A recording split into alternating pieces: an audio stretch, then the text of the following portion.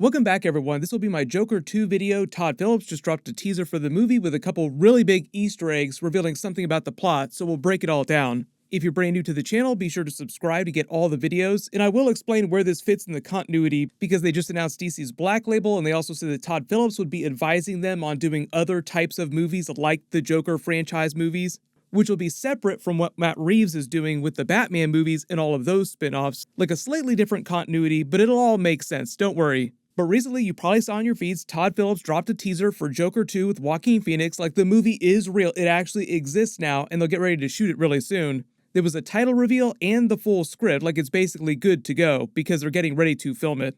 The title is pronounced Joker Folie à Deux, and it's French for Joker Shared Madness, as in Joker Shared Psychotic Episode. It's a term in psychology used to describe when multiple people share the same delusion, the same psychotic episode. In the context of the movie, it has multiple meanings. It's about how the Joaquin Phoenix Arthur Joker character has this sort of madness, delusion about the world living in Gotham City, this delusion about being Thomas Wayne's illegitimate son. And it also means that through his actions, the crimes he pulls off during the sequel on the scale that he does, that he's going to cause the rest of the city that we saw towards the end of the first movie to share in his madness, metaphorically and literally. Because we are talking about the Joker here. Like in some Batman stories, the comics, the animated series, the TV shows, the movies, all the different versions, you see Joker try to dose the city with his Joker serum, the laughing serum.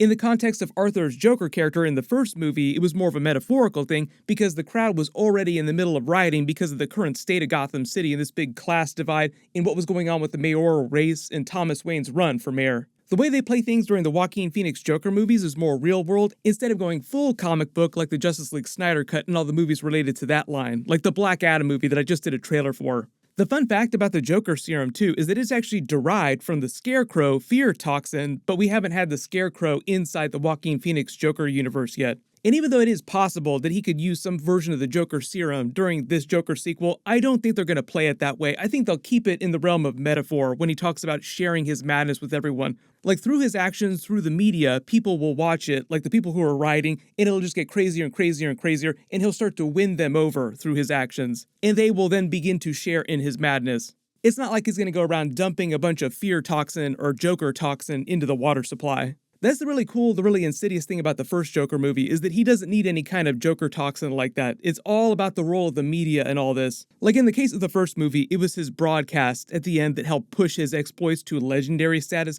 but at the time, he was already building on an existing system of riots that all the people in Gotham had been upset about, the current administration, the growing problems in the city, the whole inequality between the common people who were rioting and the ultra-rich people represented by Thomas Wayne, Bruce Wayne's family. He was in the middle of running for mayor, and there were these escalating series of riots throughout the movie as things got crazier and crazier and crazier, public outcries during his appearances. Eventually, before he went full Joker at the end of the movie, he called the crowd a bunch of clowns. So already, things were going really crazy in the city, and what was happening with the Joker just kind of tipped that over the edge. The whole thing with him secretly being Thomas Wayne's son, I think, was actually a bit of a misdirect, but the way the movie plays it, they want to be kind of ambiguous about it because you're meant to be viewing everything in the film from Arthur's perspective. So as he descends into madness, you're meant to see things get crazier and weirder and weirder. Like they wanted you to feel as if there might have been a possibility that he was Thomas Wayne's son, and they never confirmed that it wasn't true, even though they implied that it was all just this big delusion. In reality, I think that his mother had suffered from mental delusions like he does in the movie, like she had had mental episodes when she was younger, and she just fell in love with Thomas Wayne when her family was working at his mansion and started to get creepy at his house, and then they just implied that his family kind of pushed her family out the door. Like, okay, you go off on your own, no more working for us. And she just descended into a form of madness and just came up with this delusion that she had been in a relationship with Thomas Wayne, when that really wasn't the case. So he's not really Thomas Wayne's son, but during the movie, you notice, even after Thomas Wayne yells at him and they have that episode together, that big encounter, he calls him a crazy person, Arthur does not stop believing that it's true. He's still obsessed with the Waynes. So the idea is that he had played a party clown and Thomas Wayne had called the people like him, like the lower class people, a bunch of clowns acting crazy. He started to feel like his life was a joke. Eventually, he just kind of owns all that by wearing the name as his own mantle, calling himself the Joker. Matt Reeves actually had his version of the Barry Keoghan Joker in the Batman movie kind of say something similar, like it's not so bad being a clown. Let me tell you, there are worse things to be. Hey, don't be sad. The big difference during the Batman movie, though, is the ages of the Batman and the Joker, and the Joker is in prison in Arkham Asylum because Batman put him there. They released a deleted scene that was meant to be on the 1-year anniversary of him putting him in prison, so the Barry Keoghan Joker was joking about that with him, like, isn't it our anniversary? Present.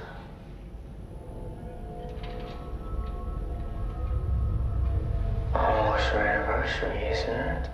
So if it wasn't clear, now obviously Matt Reeves has confirmed that the Joker in his universe is not going to be the Joaquin Phoenix version of the Joker, and even though they are doing all this crazy multiverse stuff with the Flash movie, the Joaquin Phoenix Joker movie will still be set in an alternate universe. And Joaquin Phoenix said he would totally come back as long as the story was right, the team was right, and it sounds like they worked all those things out. I can't stop thinking about it. I Wow. talked to Todd a lot about what else we might be able to do. In general, just working together, but also specifically, is there something else with Joker that might be interesting? You know, I think me and Todd would still be shooting now if we could, right? Because it seemed endless, the possibilities of where we could go with the character. And if they didn't start filming till 2023, that means a 2024 release date, which would be a good long while between movies. It's still going to be rated R, it's still going to be part of DC's Black Label, which is what they're using for their darker, more hardcore films, especially ones that are set in alternate universes that aren't necessarily connected to all the big DCEU stuff. Most of the plot details are being kept in an underground bunker, as you would expect, but based on what both Phillips and Phoenix had said previously, the movie isn't going to have like a massive time jump. The original movie took place during 1981. Joaquin Phoenix is in his 50s in present day in real world, but he was playing a 30, 40-something Joker. And I do think that he actually did kill this woman, the psychiatrist, but when you see him walking down the hallway, leaving the trail of bloody footprints, and the music swells up, that part is all happening in his head, like he's in the process of escaping from Arkham Asylum, but the way the prison break plays out in this scene, it's meant to be his fantasy version of things. If we were to see what's actually happening here in reality, you'd see him running down the hallway covered in blood, crashing through random people, orderlies looking for the exit, stabbing people left and right. It would be way more quick and dirty like some of the other killings that he did during the film. So any references to Batman or any of the other pre-existing DC characters in the Joker sequel is just meant to be a coincidence, or in the case of this version of Batman, just a totally new, different version of Batman. The Joker sequel is mostly just meant to move forward a little in the timeline to the next logical event in Gotham. So Bruce Wayne would still be a child living with Alfred, he'd be a little bit older, but still be a child, and there wouldn't be a bunch of Batman stuff happening yet. The other really big change that you probably just heard about that I mentioned earlier was Todd Phillips separately being asked by the new powers that be at DC at Warner Brothers to come in and advise on doing more films, kind of like the Joker in the same vein, like talking about more DC Black Label types of movies.